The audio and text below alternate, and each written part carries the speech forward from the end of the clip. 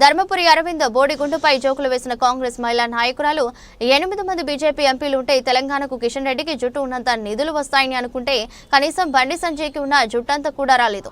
చివరికి ధర్మపురి అరవింద్కు ఉన్న జుట్టంతా నిధులు వచ్చాయంటూ తెలంగాణకు బోడిగుండు వచ్చిందన్నారు.